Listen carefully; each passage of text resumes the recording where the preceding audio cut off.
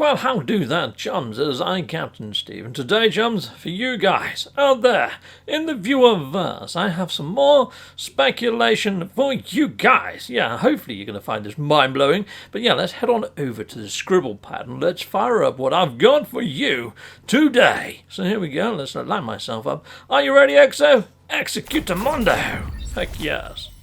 So Hello Games put out this. It says, and finally, as we push forward to 2021, our next update, Frontiers, is something I'm very excited about. In some ways, it's just another update, but in other ways, it's a missing piece of the sci-fi fantasy that we've always wanted to add, and very fitting to our 5th anniversary.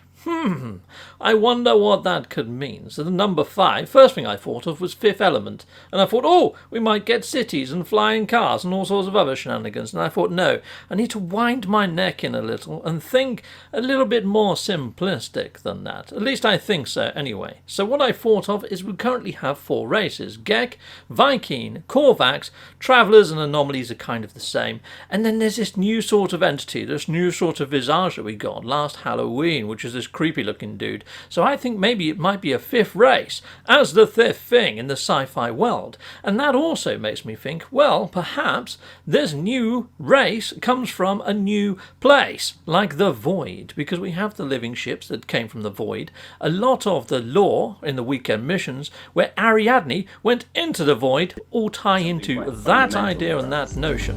Let's see what Sean Murray had to say about Origins. Diversity, more variation to that universe, which is something that we haven't really done that much. But also we're adding like literal new planets. We're kind of birthing them into the universe type of thing.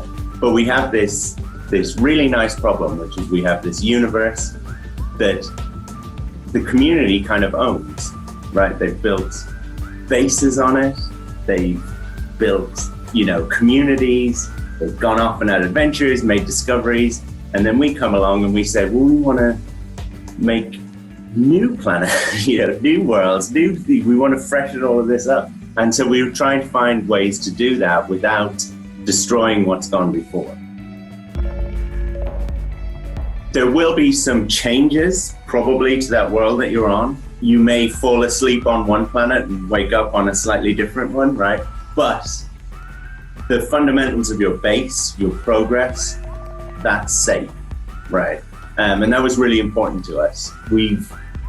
No Man's Sky has become actually more and more popular as a game. More and more people play it every month. And it's very, very popular for people to build little communities and build kind of monuments and things with real meaning to them. And their discoveries, people have more value in them because they played for 1,000 hours or whatever. So it created a real problem for us in just continuing to update the game. So this is one of the ways we're solving that. We aren't a level. Now you may have noticed there, chums, he said one of the ways that we're solving that. So perhaps there is another way that they're looking to solve that, and perhaps the Void is going to bring that.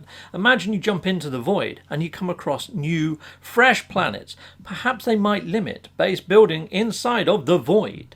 Yeah, carry on building outside of the Void, but inside the Void, maybe not. And maybe that universe is going to be Hello Games' universe to bring us all types of crazy in the near future. And then that keeps everybody happy. That solves his problem a second way. Heck yes.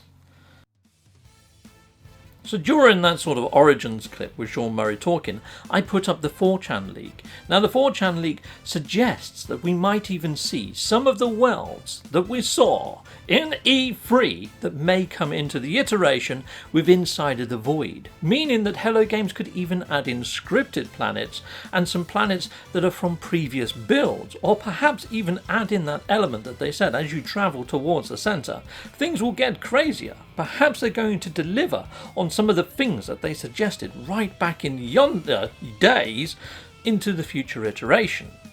And that could be what maybe they're implying, to deliver that sci-fi element, to push forwards, the exploration, the moving onwards.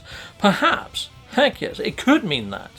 But what I'm really hoping is that they bring us some new sort of fandangly worlds, maybe even the Superformula, or even maybe deliver planets that are procedurally generated. So what you're seeing on screen now is a game called Marble Marcher, and it's all procedurally generated. You have to get a marble across a terrain that's been procedurally generated from fractal math. Fractal math. So that is something that they could potentially deliver into perhaps the Void. Now the Void is a realm of chaos. Now a lot of the characters inside of No Man's Sky have got Greek mythology names, even the Atlas, Artemis, pretty much every single one, Kronos, etc, etc, the list can go on. So I'm wondering whether if they do deliver as the Void, if they actually add in some bad guys like, say, Hades, the Typhoon, Tartarus even, could be freaking immense if they go down that route, and I really do hope that's something that they've got on the table and are considering, and I'm hoping we get backstories for all of the NPCs in the Nexus with their sort of Greek counterparts and names. That'd be freaking epic if we did. So there we go, chums. That's pretty much everything that I'm sort of... That's what I've got going on inside my head. That's what's swimming around inside of my lovely noggin. Yeah, I know. It's a little bit... it's a little bit far-fetched, isn't it? Yeah, you're going to get Hades, you're going to get the Abyss, you're going to get all these bad guys. I really don't know what we're going to get. This is all speculation, this is all ideas, this is just spitballing, and I'd love to hear your ideas in the actual comments. Do you think I could be on something, or am I going crazy? Goodbye, and goodbye again.